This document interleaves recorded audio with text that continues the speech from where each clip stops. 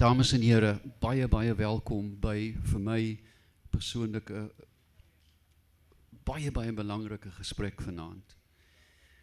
Ek gaan dit hopelik vir my gaste maklik maak deur te sê wat ek geleer het as verslaafde. Goeienaand vriende, my naam is David en ek is 'n alkoholist. Ek het 20 jaar laas gedrink en so ek weet iets van verslawing. Ek weet iets van die eie soortige eensaamheid van verslawing. Ek weet iets dat byna elke familie wat hier sit, het 'n verslaafde ergens onder die vlerk. Weet van iemand wat hulle baie lief het. So dit is my besondere voorreg om met my twee gaste vanaand aan julle voor te stel. Een, alfabeties, begin ons dan by professor Lou Marie Creur, verbonde aan die universiteit. Wag, dat ek net gesê. U is by Science Cafe. Hierdie is die verhoog wat die universiteit bied om 'n raakvlak tussen die wetenskap en julle dom mense daar buite te bewerkstellig. Nee, natuurlik sê ek dit met deernis, maar hier is 'n geleentheid om eerlik te wees, om nie bang te wees nie. Vreesloosheid is die aard van wat ons hier doen.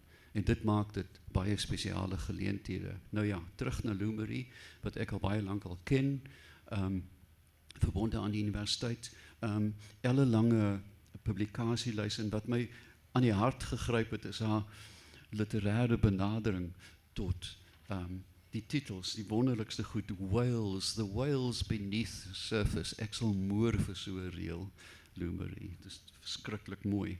Dan het ons ook vir Dr. Lise Weiss, wat 'n verslawingssielkundige is, verbonde beide aan die universiteit en ook aan Stikland, wat 'n moeilike plek is om te werk. Ek het effens kennis van die plek. Dit is Cuckoo's Nest, in baie opsigte 'n wonderlike, maar ook 'n baie wat vreesaanjaende plek. So, ek gaan dan my gaste vra, elk om 'n inleiding te gee van wat hulle doen, waar hulle vandaan kom, waar hulle belangstel, en miskien ook hoe hulle die toekoms sien van die verloop van verslawing. Want vir my bly die groot vraag is, hoekom is ons so geneig tot verslawing? Die hemel weet alleen, dit is nie net substansverslawing nie, maar pornografie, seks, die hemel weet wat, als ons raak verslaaf aan enige ding op aarde. En dit is my een van die vreemdste gedragpatrone by die mens. So, ek gaan begin deur dan vir Lou Marie Creur te vra om vir ons 'n inleiding gee tot haar werk. En terloops, ons gaan vanaand Afrikaans praat, tot my matelose verligting, maar uiteraard gaan ons ook enige vrae in Engels beantwoord. Lou Marie. Hallo David, dankie vir die geleentheid. Soos jy weet, ek het jou vanoggend heel benoud gebel en vir jou gesê, ek praat nie oor verslawing nie, ek luister oor verslawing. So dis 'n baie vreemde ding vir my om 'n praatjie te moet gee oor iets wat gewoonlik ek oor luister. Maar so ek het gesê, en hoe kan ek 10 minute lank praat oor verslawing? Maar toe ek nou eers daaroor begin dink, toe besef ek kan eintlik 'n jaar lange kursus gee oor verslawing. Ek het verskriklik baie om te sê oor verslawing, en daarom het ek maar uitgeskryf die 3 of 4 punte wat ek wil maak. Ek kan oor elke sin, dink ek, nog 10 minute praat, of oor elke sin vir jou 'n case study gee. So vra, ek self sien uit die meeste om te hoor oor ervarings en vrae wat mense self het. So ek hoop ek spreek van wat julle wil hoor. So ek gaan lees, want as ek eers gaan begin lospraat, gaan ek vrees soos jy het, nou ek julle hele aand hier aan die gang. Verslawing, en ek was baie getref deur hoe pragtige woord dit is in Afrikaans, verslawing, dis so beskrywend. Afhanklikheid is ook baie mooi om af te hang van iets. Maar soos Dave gesê het, is dit iets wat ons almal raak op een of ander manier, en gewoonlik op 'n baie pynvolle manier. As ons verslawing definieer as die herhaaldelike gebruik van 'n substans, of betrokkenheid in 'n aktiwiteit, of selfs met 'n persoon, baie mense is van mense afhanklik. Ten spyte daarvan dat die substans of aktiwiteit of persoon gevaarlik of destruktief geword het, dan was ons almal of alself 'n bietjie of baie verslaaf, of het hulle geliefde, of soos die Bybel sê, iemand wat in ons poorte staan, wat verslaaf is of was. Dan het ons almal al op 'n manier ervaar hoe ons self of iemand naby aan ons aanhou met drink of eet of inspuit of sny of deelneem of betrokke bly by iets of iemand omdat dit plesier gee, omdat dit troos en omdat dit betekenis gee. Selfs al is die plesier momenteel, die troos tydelik en die betekenis verdag. En waaraan raak mense verslaaf? Ek is seker daar's baie voorbeelde wat ek nie ken nie. Substansie, kos, koffie, drank, dagga, tik, heroïne, kokain, aktiwiteite, seks, slaap, sokker kyk, sny, sepies, games, werk, hardloop, veral in Stellenbosch fietsry. Mense, verhoudings, maar julle almal sal julle eie voorbeelde hê. Ek het nie presies verstaan waarom ek 'n jaar gelede ja gesê het om deel te neem aan hierdie gesprek nie. Ek kan my nie self soos Lise 'n expert in verslawing noem nie. Ek het nog nooit spesifiek navorsing daaroor gedoen nie. Actually, toe ek 20 jaar gelede teruggekom het na Suid-Afrika, nadat ek my kliniese opleiding in Boston gekry het, het ek heel naïef aangekondig dat ek nie met substansverslawing gaan werk nie. Waarom, sal julle vra? Ek was 'n heel goeie intern, maar my ego was erg gekneus na ek tydens my internskap met 'n heroïneverslaafde gewerk het. Gedog het ek is baie suksesvol, dat ons goeie vordering maak, net om hom te verloor die eerste oomblik wat hy sy voete buite die hospitaal sit vir 'n tandartsafspraak. Vir my studente het ek destyds gesê, terapie kan nie werk vir verslawing nie, want die vinnige high, plesier, troos, betekenis wat mens kan kry van 'n substans oortref altyd die plesier of troos of betekenis wat mens kan kry van die terapeutiese verhouding. Maar my naïwiteit oor hierdie kwessie is weg en ek het my opinie heeltemal verander. Na 20 jaar van praktiseer, van navorsing doen oor heel iets anders, van leef in hierdie dorp, is ek meer bewus as ooit van hoe verslawing en afhanklikheid altyd daar is waar daar mense is. Lise kan vir julle mooi beskryf wat gebeur met die brein as mense verslaaf is. Sy kan ook verduidelik waarom sekere substansie, aktiwiteite, mense meer of minder verslawend kan wees. Waarom party mense fisiologies meer geneig is tot verslawing. Dit is 'n realiteit. Maar vir my as sielkundige is die sentrale vraag, hoekom raak mense afhanklik, soos Dave gesê het? Hoekom is verslawing so deel van die menslike toestand? Hoekom sukkel ons so daarmee? As ons sê dat ons afhanklik raak, verslaaf raak aan dinge, aktiwiteite, mense wat ons plesier verskaf, wat ons troos, wat ons lewensbetekenis gee, dan weet ons ook dat menswees is 'n eindelose gesoek na geluk, na troos, na betekenis. Ons is altyd besig om onsself te verweer teen die pyn, die angs, die troostloosheid, die eensaamheid en potensiële betekenisloosheid van die menslike bestaan. En as ons dan iets of iemand kry wat geluk bring en plesier gee, die alleenheid verdoof, betekenis bring, hoe vlietend dan ook al, is dit maklik om wanneer ons ook al ongelukkig voel of in pyn is, of wanneer die gevoel van sinneloosheid onafwendbaar voel, om ons te wend na dit wat ons weet werk.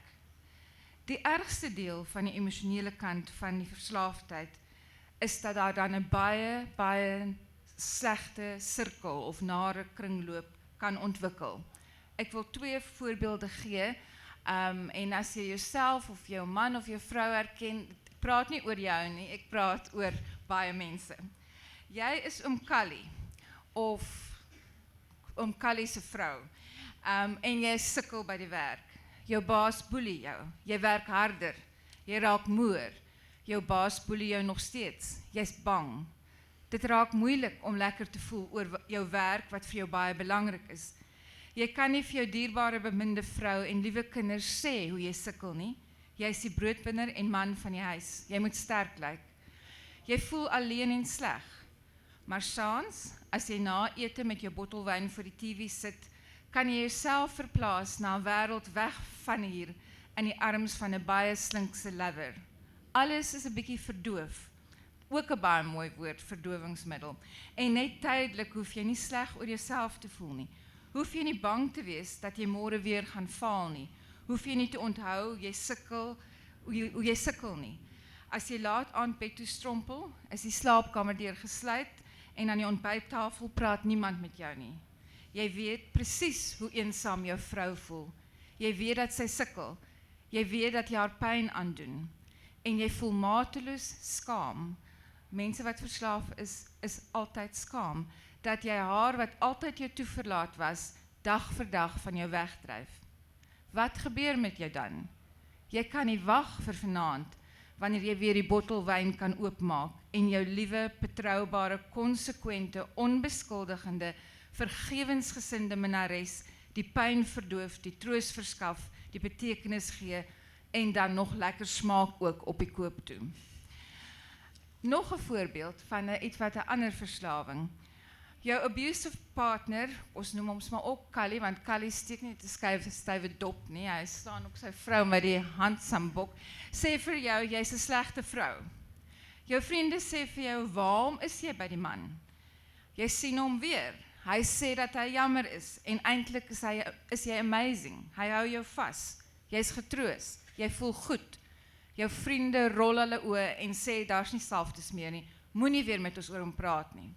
Wat doen jy met jou lewe? Jy voel skaam en embarrassed en isoleer jouself van jou vriende. Jy voel alleen en glad nie lekker oor jouself nie.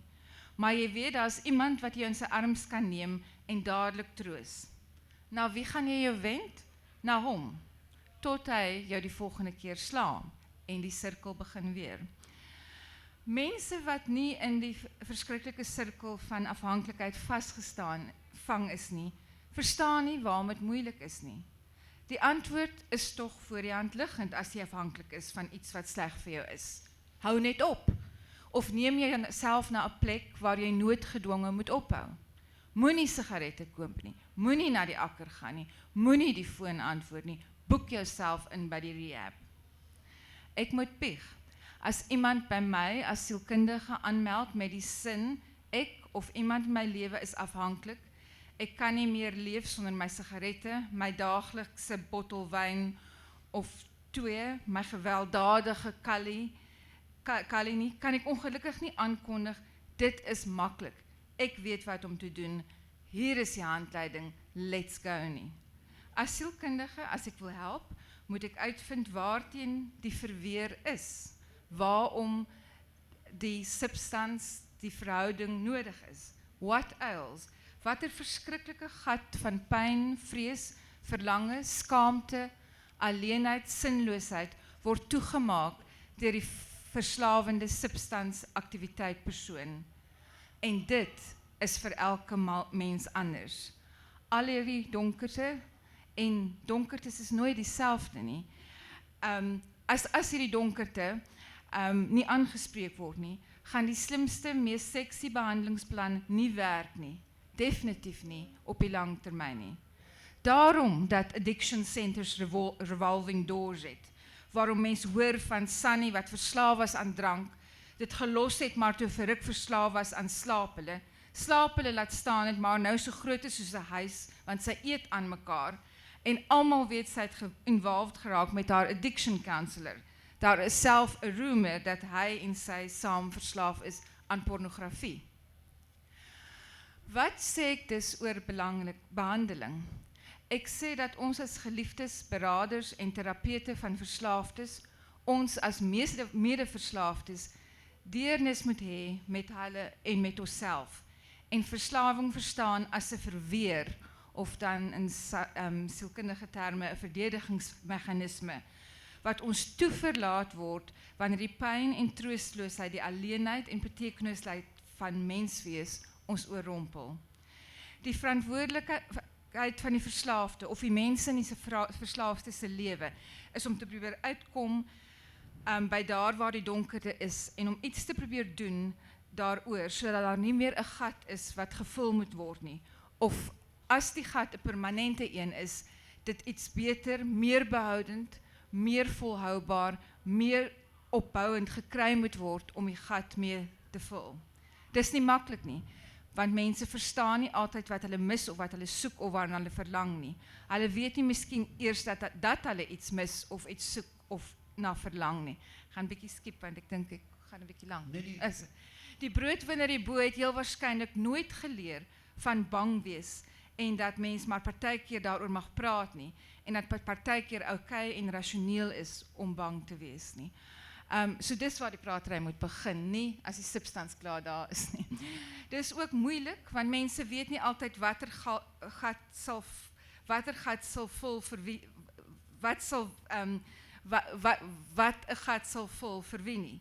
Partykeer is dit werk, maar dit kan musiek wees, pottebakkery, hekel, hanggliding, ballroom dancing, 'n kat, 'n kraai, 'n papegaai, lang staptogte, dahlias kweek, maar meestal is dit 'n band of 'n verhouding met 'n ander mens, 'n troostende, betekenisvolle en selfs plesierige band met 'n ander mens wat die gat kan vul. Hierdie mens kan 'n geliefde wees, kind, broer, ma, pa, partner, of 'n sielkundige of counselor, of 'n medelid van AA, of 'n haarkapper. Maar dit moet iemand wees wat die bose kringloop van soek, kry, verslaaf raak, skaam wees, isolasie verbreek. Party van ons is gelukkig en die kringloop gebeur nooit nie, want ons soek en kry dan iets wat plesierig, troostend, betekenisvol is en nie destruktief nie. Party van ons word nooit verslaaf aan dit wat ons troos nie, want ons het verskillende dinge wat ons troos, of dit wat ons troos is nie so verslawend nie. Maar party van ons word gevang in die sirkel van soek en kry en slaaf word en skaam wees, en dan moet ons gehelp word in ons soeke. Ons moet verseker word dat ons nie hoef skaam te wees nie, en ons moet veral nie toegelaat om alleen en geïsoleerd te wees nie. Partykeer beteken dit, ons moet eers sober word, eers die verhouding verbreek, eers net ophou vir 'n tyd. Maar die ophou sal nie aanhou as die soek en die kry en die skaam en die isolasie nie ook aangespreek word nie. Iemand het iewers gesê, the opposite of addiction is not sobriety. It is pleasure, comfort, meaning. Alles dinge wat mens kry in 'n versorgende en deernisvolle verhouding. Deernis, nog 'n haas onvertaalbare Afrikaanse woord, kan miskien vertaal word as compassion, en ek wil afsluit met 'n aanhaling van 'n psigoanalis, Donna Arendt, wat sê, compassion is not pity, condescension, or mindless and inauthentic making nice, maar eerder a relentless desire to accompany and to understand, a capacity to share the experience of the other, the capacity to share the suffering of the other, of bearing witness. Hierdie tipe deernis, sê sy, can gradually restore to the shattered alien feeling, frozen, lost, dehumanized other, a sense of belonging to the human community. En dit is wat ons as verslaafdes nodig het. Baie dankie vir 'n tafel wat nou gedek is. Ons kan nou met gemak, dink ek, aansit, Lou Marie. Baie dankie. Onthou dat ons terugkom na twee goed, die codependency, wat is die mooi Afrikaans? Die interafhanklikheid, maar ook vir my baie belangrik, deernis met jouself. Baie belangrik. Lisa, kan jy vir ons dalk 'n bietjie meer van 'n kliniese insig gee? Ek gaan ook oor Oom Callie praat. Wat maak Oom Callie daar? Oom Callie steek 'n stywe dop, hy slaan sy vrou met die handsambok, hy het homself uit sy werk uitgedrink, sy kinders wil nie meer met hom praat nie, sy vrou wil hom skei, sy bloeddruk is hoog, die lewer pak op, hy het 'n dronkbesiersaak, hy's bankrot gedrink, maar hy hou nie op drink nie. Hoekom nie? Is hy net sleg? Kan hy nie sien hy's besig om alles te verloor nie? Hoekom hou hy nie net op drink nie? Wat gaan aan in sy kop? Kom ons kyk bietjie wat gebeur in Kali se brein. Nou die brein is 'n wonderlike orgaan. Dit weeg omtrent 1,4 kg en miskien het Kali se brein al bietjie gekrimp, soos dalk bietjie minder. En dit bestaan hoofsaaklik uit vet en water en het die konsistensie van sagte feta-kaas. Dit bevat ongeveer 86 biljoen neurone en dit is die selle wat die basiese boublokke van die brein vorm. Hierdie neurone kommunikeer met ander neurone, hulle is soos bome wat se takke verstrengel is. En dit vorm hierdie reuse chemiese en elektriese netwerk wat inligting prosesseer, response tot die omgewing koördineer en verskeie ander onbewuste liggaamsfunksies beheer. Die chemiese oordragstowwe wat betrokke is in die kommunikasie tussen twee stelle word gestoor in sulke borrelagtige kompartemente wat ons vesicles noem. En dit word vrygestel om 'n chemiese boodskap dan aan 'n ontvangende neuron oor te dra. Hierdie boodskap het dan 'n kaskade van effekte in die ontvangende sel. Dit kan gene aan en afskakel, wat kan lei tot die vervaardiging van sekere proteïene, soos reseptore, ensieme, ander oordragstowwe, hormone ensovoorts, om dan die funksies van die brein te verrig. Nou organismes moet gedrag herhaal wat hulle kanse op oorlewing bevooroordeel. Byvoorbeeld eet of seks. En in die middel van die brein, en 'n evolusionêr baie ou deel van die brein, in die oerbrein, is 'n deel wat verantwoordelik is vir hierdie funksie.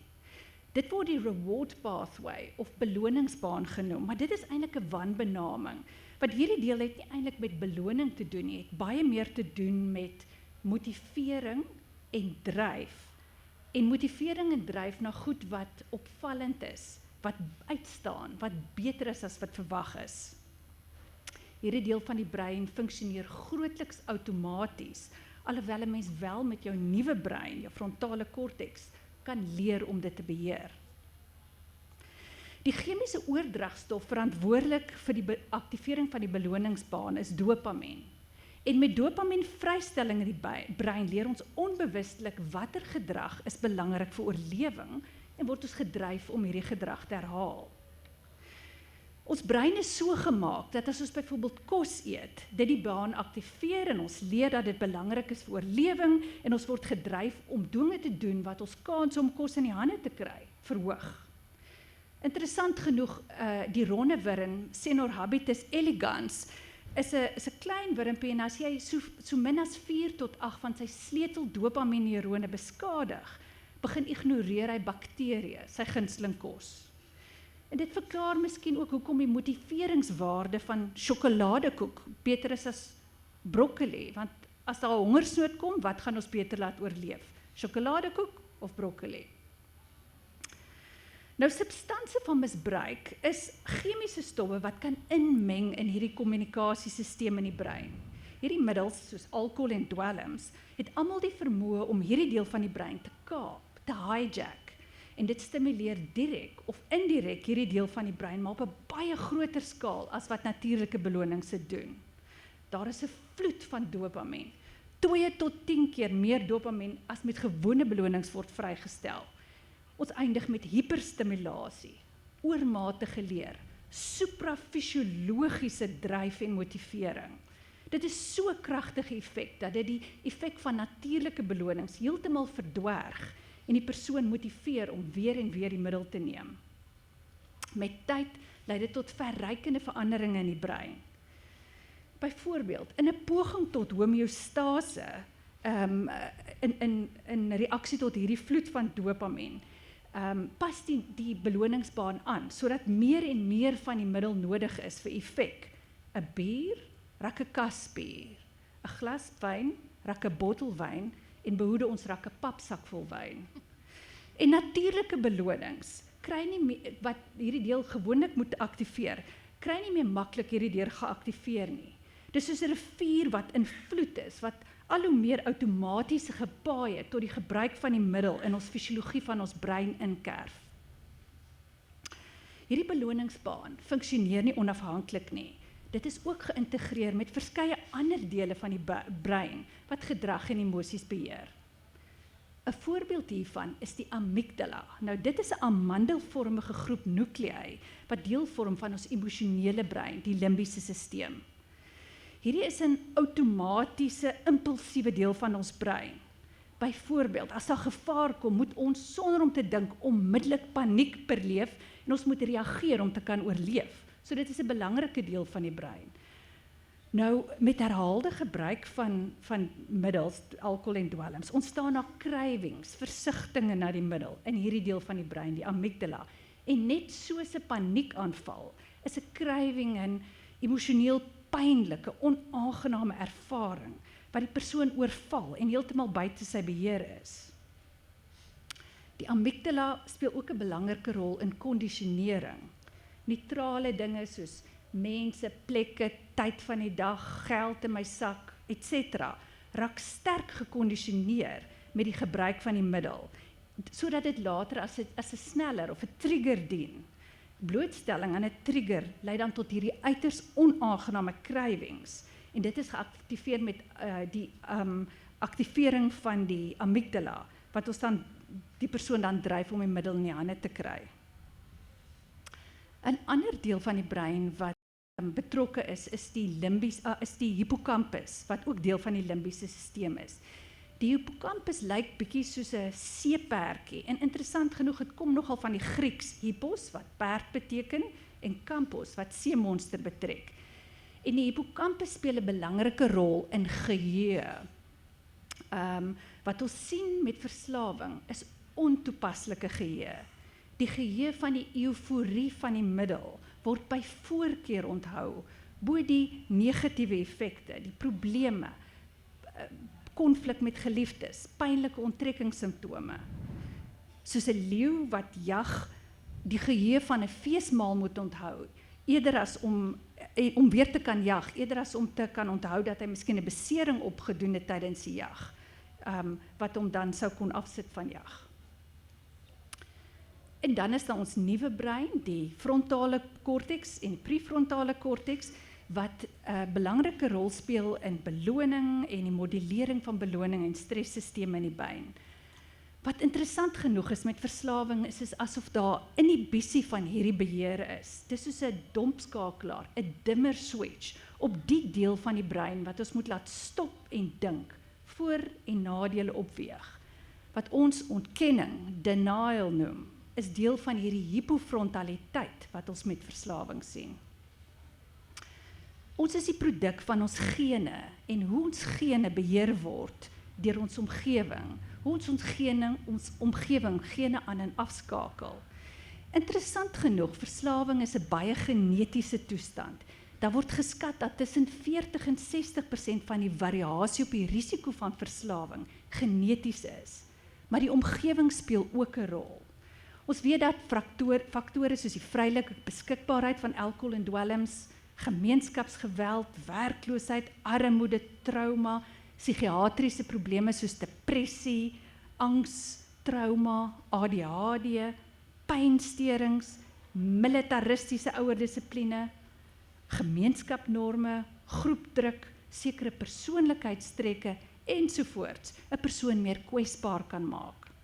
Terwyl ander faktore weerbaarheid kan verhoog, soos gemeenskappe met 'n lae toleransie tot die gebruik van middels, sosiale geleenthede, akademiese sukses, positiewe verhoudings met ouers, goeie toesig, geloofsaffiliasie, positiewe ewekniegroepe, goeie selfbeeld ensovoorts. So 'n vatbaarheid hoef nie 'n voorbeskikking te wees nie.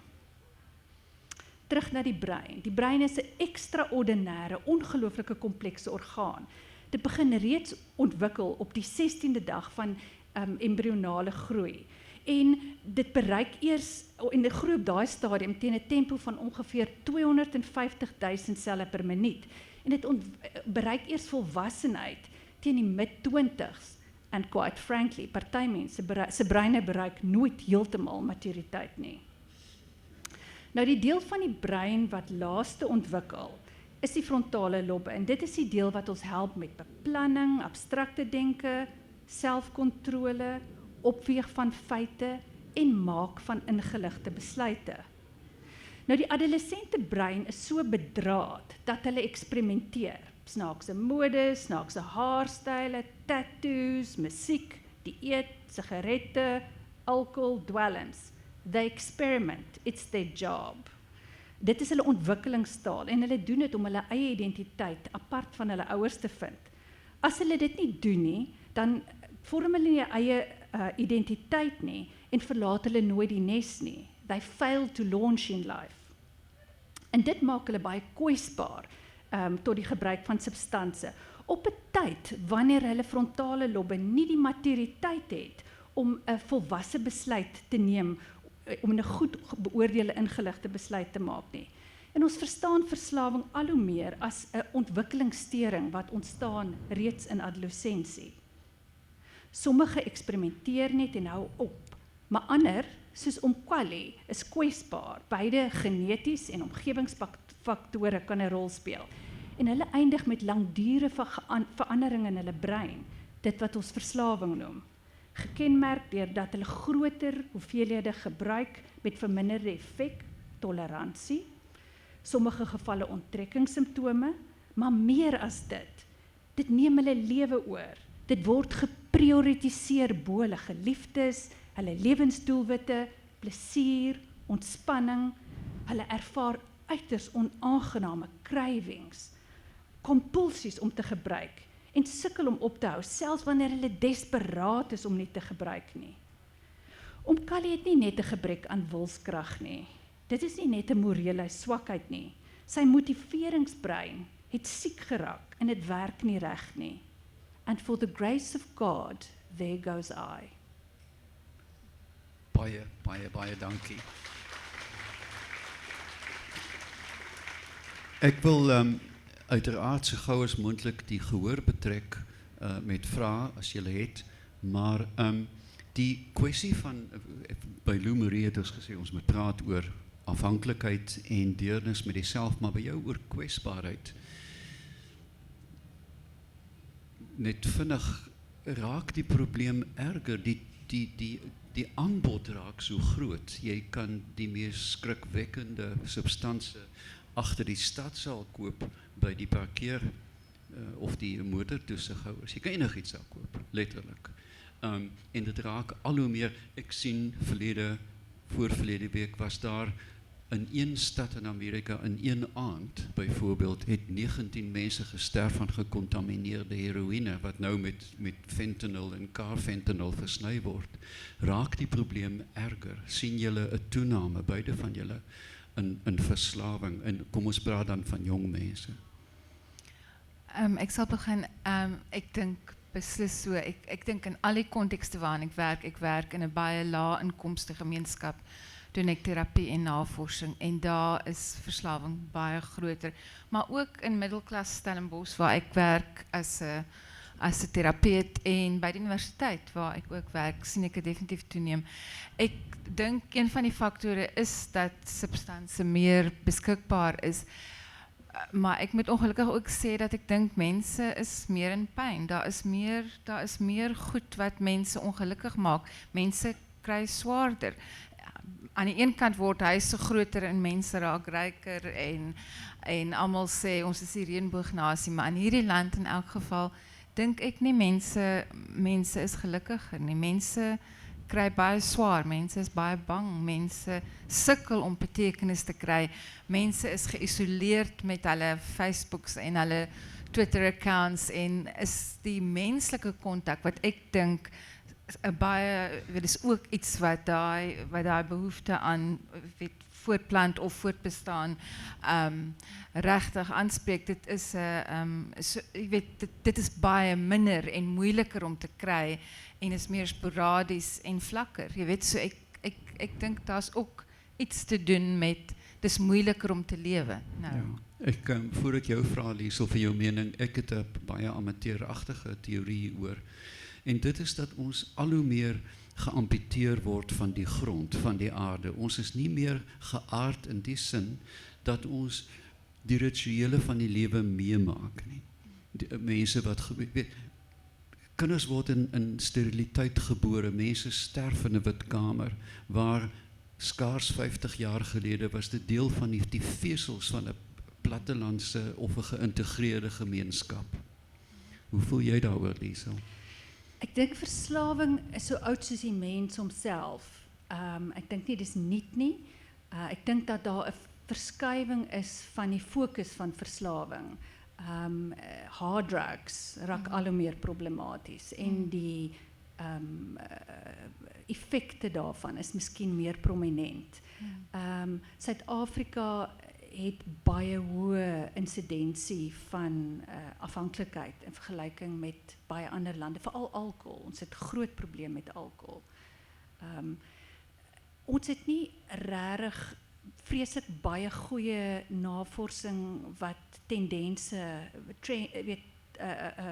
ons het trend statistics watter dwelms belangrik is in by behandeling kom. Ons het nie baie populasie gebaseerde navorsing nie. Daar's die SASH-studie wat 2002-2004 gedoen is wat huishoudelike studie was. En dit het in van die lande wat deelgeneem het aan daai studie het Suid-Afrika van die hoogste insidensies gehad. So ons het 'n groot probleem. Mense sou dink dat ons sal beweeg na 'n mate van 'n voorspelbare model om kwesbaarheid uit te lig. Jy weet, as jy soos met alle mediese wetenskappe wil jy graag weet hoe om dit voorkomend te benader. Maar kom ons gee die gehoor 'n kans. Hier is 'n mikrofoon. Enige vrae, voel vry, Engels of Afrikaans? Dan moet 'n hand wees ergens daar.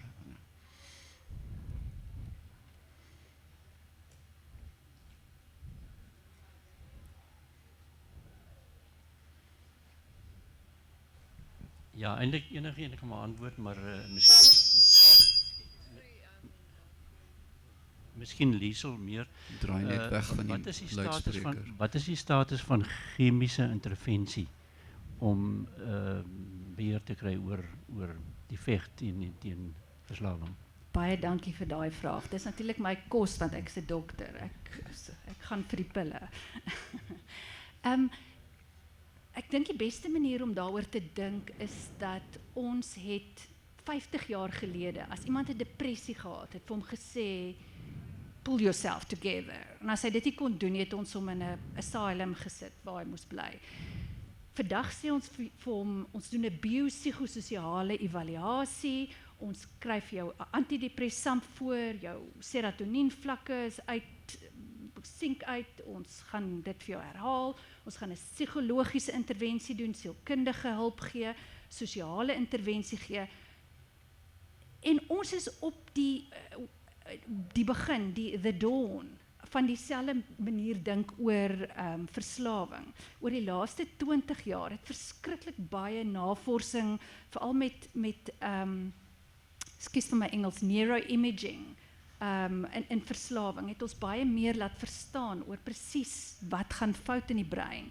En medikasies, daar's 'n fokus op medikasies te ontwikkel. En daar is 'n klomp medikasies wat ons gebruik in die behandeling van verslawing. Nie net vir detoxifikasie ook nie, maar ook om terugval te voorkom.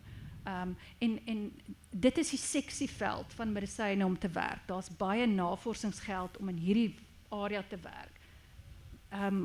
Veral omdat dit so nuut is en die werk in hierdie omgewing so nuut is. Byvoorbeeld, het jy geweet dat hulle reeds op menslike studie vlak is met immunisasies vir party verslawings. Hulle werk aan vir nikotien en kokaine, dat jou iemand immuniseer en dat hulle liggaam dan 'n antilichaam vorm wat dan daai dwelm sal neutraliseer voordat dit in die brein kom en die persoon die effek ervaar. So baie interessante werk, maar ons het verskeie ander middels, veral vir alkohol, tabak en opiate, het ons medikasies wat eintlik besonder tot 'n meerdere mate van waarde kan wees. Is daar iets nuut, Lou Marie? Is daar nuwe denke oor verslawing? Word dit steeds gevorm? Is daar nuwe denkerig? Is daar roekelose nuwe eksperimentele benaderings? Of is dit nog die klassieke? Wel, as jy dink wat ek dink, dan dink ek die ou soos wat ek verduidelik, die ou goed werk. Ek is altyd verstom hoe mense wil probeer kies tussen 'n fisiologiese benadering en 'n psychological benadering, want 'n psigologiese benadering het 'n impak op die brein en iets wat 'n neurologiese probleem is, manifesteer as 'n emosionele probleem en as 'n gedragsprobleem. So dit maak die beste is om op alle maniere, dink ek, in te meng en betrokke te raak. So obviously as iemand nie self kan ophou nie, dan moet jy hom chemies of fisies laat ophou, maar dan moet jy ook, glo ek, dan die psigologiese intervensie hê waar jy werk aan wat was die oorspronklike oorsaak van dat hierdie ding so maklik, dat die persoon so maklik verslaaf word. En as jy praat van weerloosheid, 40-60%, dan is daar nog baie wat ons kan doen, wat ons verantwoordelikheid is. Dis ook 40-60%. So daar is baie werk om te doen aan die omgewing, wat beide persoonlik is en kultureel en sosiaal, dink ek. Hier was 'n vraag nog agter in die gehoor ergens daar. Ek kan miskien daar byvoeg terwyl die mikroskoon gaan dat al die internasionale guidelines praat van psychosocially assisted pharmacotherapy. Jy kan nie een of die Jy kan ander nie, een. ja, duidelik. Dit is 'n holistiese behandeling. I'm going to ask my question in English. I don't know the words in Afrikaans. You hear people talk about physical addiction and psychological addiction, that some substances are not physically addictive. I've heard this said about cocaine a lot of times, that it's psychologically addictive but not physically addictive. Two questions. Firstly, is that true? Is it possible? And secondly, can it be different for different people? Do you want me to go? Okay. Physical addiction, one would understand a physical addiction if there's tolerance, you need more and more for the same effect, and there's a withdrawal syndrome. Now most drugs with repeated use, there's tolerance, but there isn't necessarily with all drugs a physical withdrawal syndrome. Certainly with cocaine, there is tolerance and there is a withdrawal syndrome which is more psychological than physical, but there's a clear withdrawal syndrome with depression and hedonia, and it's actually often quite protracted. But you can be a weekend drinker and still be addicted. So, yeah, I don't know whether that answers your question. Nog vrae uit die gehoor? Daar.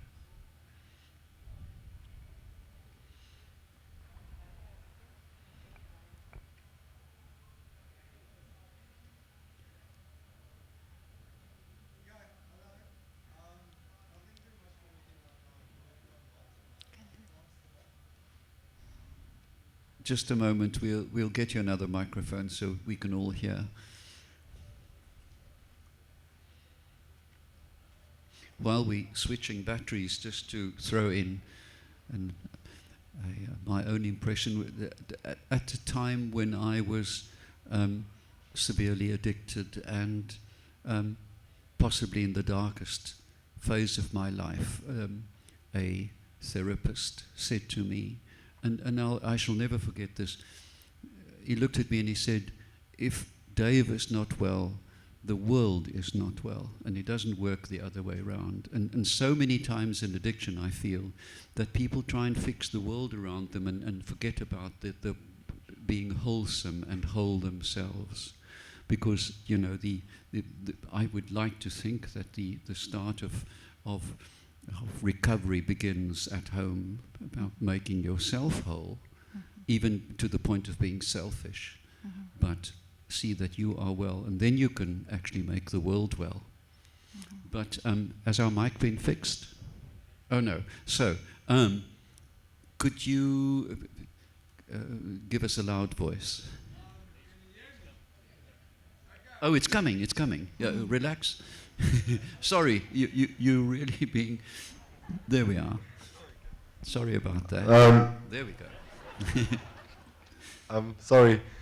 Ja, ek het net gehoor, ons het nou die hele tyd gepraat van dat verslawing soos 'n fietsry kan ook 'n verslawing wees ensovoorts. Nou, my vraag is, kan positiewe dinge ook 'n verslawing word, soos geloof of die liefde wat 'n ma het vir haar kind? Is dit moontlik dat ietsie wat positief is ook 'n verslawing kan word en as dit 'n verslawing kan wees, wanneer word daai verslawing sleg? Nie net vir jou nie, maar vir die mense rondom jou.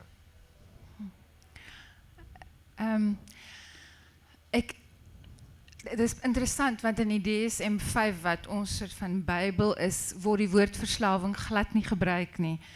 Daar word gepraat van afhanklikheid en ons kan afhanklik wees van 'n substans, 'n chemiese substans, maar ons kan ook afhanklik wees van games of van hardloop of van fietsry of en dit in die DSM-5 sê hulle op die oomblik dat hulle wil dit nog nie insluit as 'n afhanklikheid wat patologies is nie, want hulle nog nie navorsing gedoen daaroor nie. Maar as 'n terapeut wat daagliks met mense werk, dink ek daar is baie, alhoewel iets miskien nie so 'n vinnige chemiese impak het op die brein nie, is daar ook 'n chemiese reaksie, dink ek, en mens kan definitief van verslawing praat. En ek dink dat baie verhoudings, baie mense is afhanklik van verhoudings en dit voel lekker en dit voel idyllies, soos wat dit voel om 'n lekker glas rooiwyn te drink, maar dit kan ook na die ander kant gaan. Dit kan destruktief word en dit kan 'n persoon se ontwikkeling en manier van leef beïnvloed. So ek dink die woord afhanklikheid is gepas, maar ek dink mens moet ook oppas dat mens nie daarmee relativeer die verskriklike gevaar van chemiese substansies nie. Die DSM-5 het op hierdie stadium een behavioral addiction en dis gambling disorder. Maar daar's 'n klomp ander wat hulle sê of interest. Ja, so seks. Oomlik ja en games, shopping, maar die ander is of interest. Maar gambling disorder is die enigste een wat op die oomblik in die addictive behavior disorders geklassifiseer is. Hier was 'n vraag voor, ergens. Hier. Sorry, I'm going to ask the question in English. If it's so obvious to the addict that essentially I don't want to call it being stupid, but if it's so obvious to the addict that he's doing something wrong, and it's especially with a brain that's wired for survival, then why is there no satisfaction in seeing yourself quit? And I understand with a chemical addiction that it could be like a chemical interference in the brain, but with something like a computer screen or not a chemical substance that's interfering with the brain, why is the reward for seeing yourself stop something that you know to be destructive not bigger? Interesting question, thank you. There's adaptation to the very high levels of dopamine, a new hedonic set point. And that's why you would often see people cross-addict, and that's why it's often dysphoric to quit or to come off. And it takes time, but with time that it does become rewarding. It's a journey. With time, sobriety becomes more rewarding than use.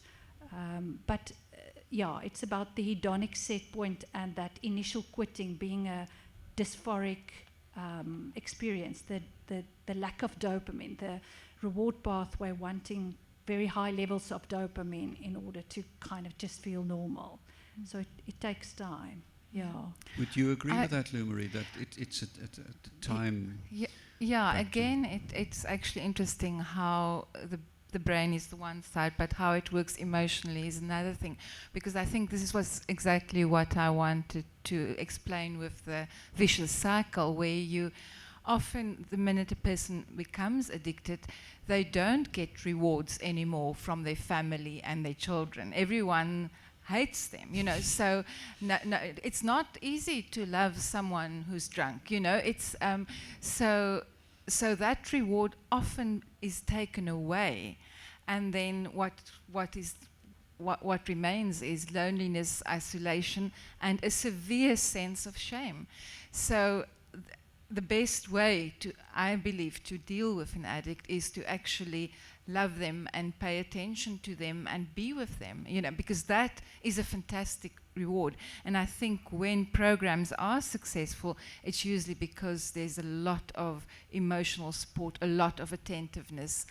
I don't myself think that shaming things work. And it's sustained. That's the whole thing. It must be Yeah. sustained. The time thing is very important also psychologically. It doesn't help if you pay attention once. Therefore, when I work with a real chemical addiction as a therapist, I can't see someone once a week and think I'll have an impact. I have to work either with a rehab or preferably, actually for me, with a family who can be with a person and stay with them and pay attention. So. There we are. En net 'n opmerking, dit klink vir my as in ons samelewing op die oomblik is dit baie moeilik om oor jou eie emosies te gesels. As jy dit kan regkry dat jy vrylik mag praat, sê nou maar as 'n man, dat jy sukkel, jy mag mos nie huil nie, jy mag nie wys het seer nie. Ek het my kind verloor, maar ek mag nie regtig huil nie. Daai ander goeders, dan mag jy dalk vind, ek gaan my bevrediging kry in harder te werk. Ek werk harder, ek kom later by die huis. Ek kom by die huis, daar is moeilikheid by die huis. Ek kry koue kos en ek kry 'n warm vrou. As ons kan leer om mekaar te kan ondersteun, en ek bedoel dit meer, dat jy nie jou uitvlug gaan soek in sê nou maar 'n slaappil, of sê nou maar 'n glas rooiwyn, en dan later wil die 1 glas rooiwyn nie meer genoeg wees nie, dan wil jy later by 2 uitkom, en later is jy by 3 uit, en later werk dit glad nie meer nie. Maar omdat ons gewoon nie mag praat daaroor nie, oor jou emosies nie, jy mag nie sê hoe ek voel regtig in die lewe, dan is jy 'n swakkeling. Voorts, as jy 'n probleem regtig begin kry, mag jy nie erken ek het 'n probleem nie. En jy kan dit nie oplos as jy nie erken ek het 'n probleem nie. Totdat jy die dag erken ek het 'n probleem, dan mag jy dit dalk oplos. Maar as jy dit nie mag erken nie, want dan is dit 'n skande. Dit dink ek is een van ons groot probleme van ons samelewing op die oomblik. Lou Marie, kommentaar. Ek wil net byvoeg dat ek kom uit 'n Afrikaanse gemeenskap uit 'n vreemde dorpie met die naam van Robertson, met voor die Rinderpes. Maar ek is bewus van Boys Don't Cry. Dat mans nie met 'n bos blomme loop nie, dat jy nie sulke goed doen nie. En dit maak op emosionele opdrifsels wat baie moeilik is om ontslae te raak van. Ek dink jy beskryf oom Callie fantasties. Jy ken hom seker ook.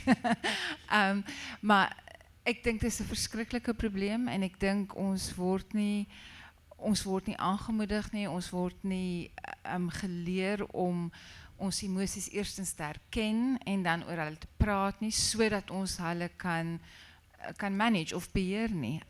Want as jy 'n emosie kan erken en jy kan daaroor praat, dan gewoonlik kan jy iets uitwerk hoe om dit te beheer en hoe om iets produktief daarmee te doen. So dis baie moeilik en is natuurlik moeiliker vir mans, dis natuurlik moeiliker vir adolessente want hulle wil nie meer praat nie, so hulle weet so daai opsie is nie meer vir hulle beskikbaar nie, maar ek dink definitief as 'n mens dit kan regkry om meer te praat oor wat pynlik en skrikwekkend en akig en betekenisloos is dat mens nie gaan nodig hê om daai om die quick fix te hê van 'n substansie nie.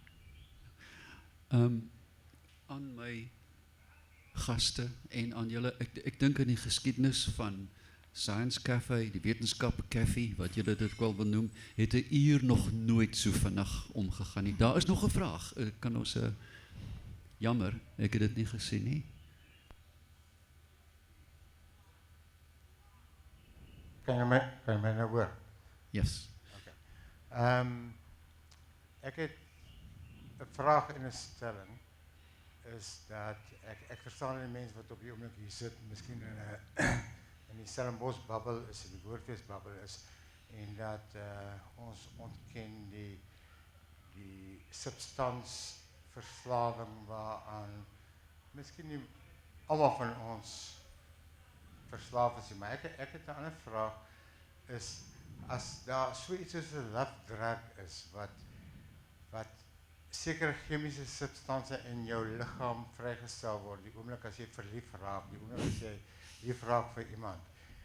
As dit werklik is en 'n sekere verslawende invloed op jou het wat jou gedrag beheer, sou iets soos 'n comfort zone waar ons almal in bly en wat sosiaal aanvaarbaar is, ook 'n sekere chemiese reaksie op jou lyf het of op jou wese het, dat jy op die einde te bang is om iets te doen wat jy nie mag doen nie, of wat nie sosiaal aanvaarbaar is nie, en wat jou verhoed om in jou kar te klim en net te ry of op 'n vliegtuig te klim en te gaan reis. Sou dit, ek verstaan dat dit nie noodwendig sosiaal aanvaarbaar is nie, maar sou dit 'n effek op die chemie in jou lyf?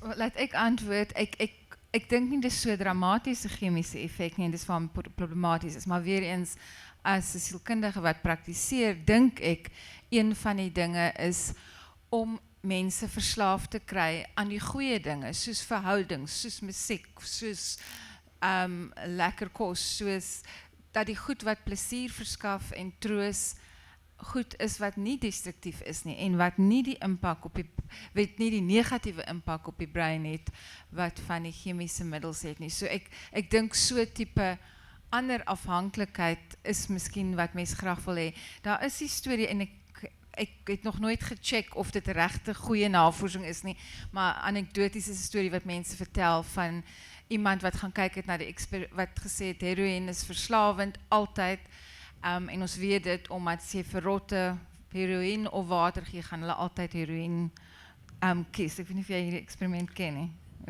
John Hari se TED Talk. Ja. John Hari se TED Talk waaroor hy praat. Vertel hy van hierdie eksperiment. Ek het nog nie gecheck of dit waar is nie, maar die bewering is dat iemand het toe gaan kyk, nie John Hari nie, een of ander wetenskaplike. As jy nie die rot in 'n geïsoleerde omstandighede hou nie, maar jy bou vir hom wat was dit, 'n pleasure dome, Rat World, 'n rat pleasure dome, waar daar wielietjies is en ander rooitjies en lekker kos en baie water en allerlei oulike goedjies, dan gaan hulle nie die heroïne drink nie, hulle is nie geïnteresseerd daaroor nie. Dis so ek weet nie of dit 'n urban myth is nie, maar dit is in elk geval, dit maak in elk geval weer sielkundig sens. As jy 'n heerlike, wonderlike, interessante, lieflike partner het wat met jou gesels oor allerlei lekker dinge en allerlei lekker goed vir jou doen, dan gaan jy nie noodwendig so lus wees vir die bottel wyn of die drug of so nie. So ek weet emosioneel maak dit definitief sin.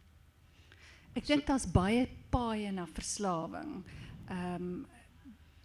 Seker 99.9% begin substanseksperimentering en gebruik in adolessensie. 99.9% van pasiënte wat ons sien, het reeds op 'n jong ouderdom begin. En daar's verskillende goed wat daar rol speel. Wat gaan aan in die gemeenskap? Wat is die life skills wat die persoon het, etc. Maar op die ou end as daai verslawing daar is, soos wat jy sê, it becomes a disorder of attachment. Dit is 'n aberrant attachment aan die middel, eerder as mense. En in behandeling sien ons pasiënte en ook in navorsing, pasiënte wat goed doen, is hulle wat goeie ondersteuning het. Die wat, as jy op die straat woon, Ons gaan jou gedetox kry, maar ons gaan jou kan skoonhou nie. You need a life that's worth living, worth giving up for. En verhoudings met ander mense is belangrik daarin. Ek gaan weer probeer afsluit. Baie dankie aan my gaste vanaand. Baie dankie dat u hier was. Baie dankie dat u eerlik was. Dit is vir my een van die wonderlikste ondervindings en voorreg en 'n eer. Soos Bronowski gesê het, I stand here as a survivor and a witness. Baie hartlike dank.